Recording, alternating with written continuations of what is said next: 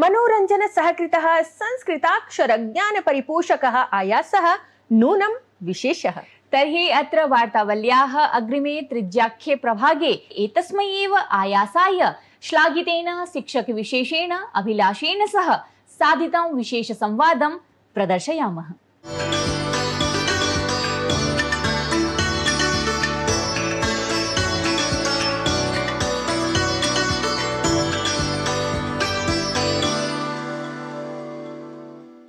नमस्ते अभिलाष प्रताप, वार्तावल्यां भवतः हार्दिकं स्वागतमस्तु।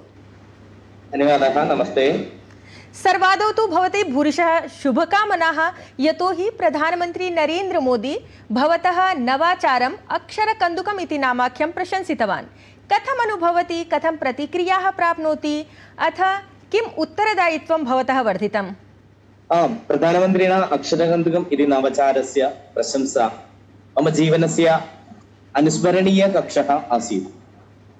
एषा प्रशंसा न केवलं मम न अपि तु विद्यालयस्य विद्यार्थिनां सहकर्मिणाम् अभिकामनां च सम्मानः अस्ति। अस्याः प्रशंसायाः अनन्तरं मम उत्तरवादित्वं बहुधा वर्धितम्।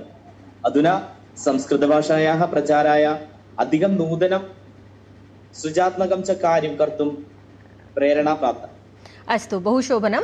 तर्हि अक्षरकन्दुकं यदा नाम वयं शृणुमः तदा मनसि उत्साहः अथ तत्र कौतूहलं तत्र उत्पन्नं भवति यत् किं नाम अक्षरकन्दुकम् इति। कथं भवता एतद् विषये चिन्तितम्?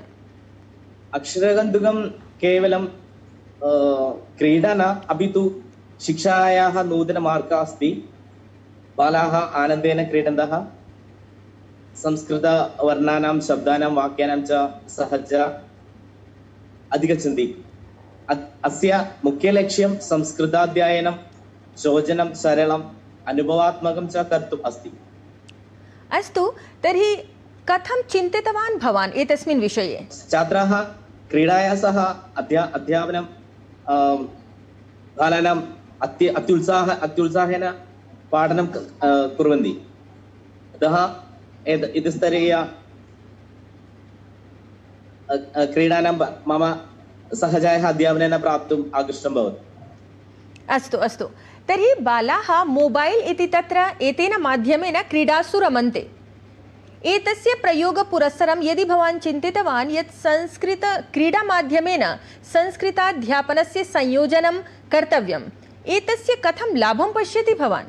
क्रीडायाः बालानां मम मनसः सहजया अध्यापनस्य प्रति आकृष्टं भवति। तेन केवलं भाषां पठन्ति अपि तु आनन्देन अनुभवन्ति। क्रीडामाध्यमेन स्मरणीयशक्तिः, सहभागिता, आत्मविश्वासः, भाषायाः प्रयोगः च वर्तते। अस्तु, तर्हि छात्राः कथं प्रतिक्रियाः तत्र कक्षायां प्रददति यदा भवान् अक्षरकन्दुकमाध्यमेन तान् पाठयति? विद्यार्थिनः अत्यन्तम् उत्साहेन अस्मिन् उपक्रमे सहभागी भवन्ति। ते क्रीडन्तः अपि संस्कृतं शिक्षन्ते। पूर्वं ये संस्कृतभाषायां संकोचम् अनुभवन्ति स्म, ते अधुना आत्मविश्वासेन संस्कृतं वदन्ति।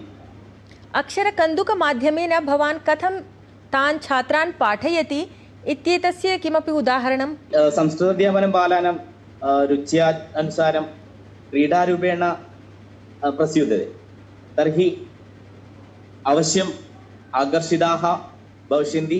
अस्माभिः परम्परागतानुज्ञानम् आधुनिकक्रीडाविधेन संयोजितं, तदा संस्कृतं तेषां प्रियभाषा भवन्ति। अस्तु, तर्हि राष्ट्रीयशिक्षानीतेः परिप्रेक्ष्ये यदि वयं चिन्तयामः यत् अक्षरकन्दुकसमानाः तत्र यदि नवाचाराः प्रयोक्तव्याः भवेयुः, तर्हि कथं भवान् चिन्तयति यत् उपयोगी भविष्यति संस्कृताध्यापनार्थं? राष्ट्रीयशिक्षानीति अनुभवात्मिकशिक्षा, कौशलविकासं, मातृभाषायां भारतीयज्ञानपरम्परा च प्रोत्साहयति। अक्षरकन्दुकम् एतेषां सर्वेषाम् उद्देश्यानां साकाररूपम् अस्ति।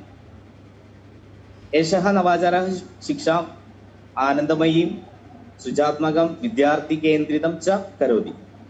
अभिलाष, भवान् छात्रान् तु संस्कृतं पाठयति, भवान् कथं संस्कृतं प्रति रुचिमान् सञ्जातः? प्रिडिग्री तत् संस्कृतपाठनं करोमि, ततः पुनः बिरुदानन्तरबिरुदम् अध्यापक परिशीलनं करोमि। अस्तु, पाठनसमये यादृशाः श्लोकाः भवता तत्र प्रयुज्यन्ते, तेषु श्लोकेषु एकं श्लोकम् अत्र श्रावयति अस्मान् दर्शकान्, छात्राः अपि प्रसन्नाः भविष्यन्ति। ओम गुरुब्रह्मा गुरुविष्णु गुरुदेव महेश्वर गुरुसाक्षात् परब्रह्म तस्मै श्री गुरवे नमः।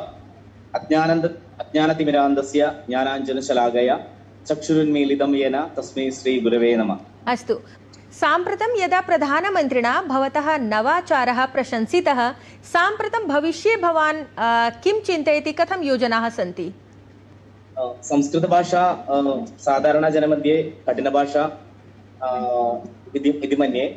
अहं भाषायाः प्रचारणार्थं बहूनां प्रचारणरीतिम् अवलम्ब्यते। अद्य इतस्तरः 2026 में फुटबॉल वर्ल्ड कप चलते रहेंगे। इस टाइम में football and Sanskrit mix. I'm trying to connect with the football and Sanskrit language. It's very interesting for children and learn to more Sanskrit words through the English Sanskrit alphabet.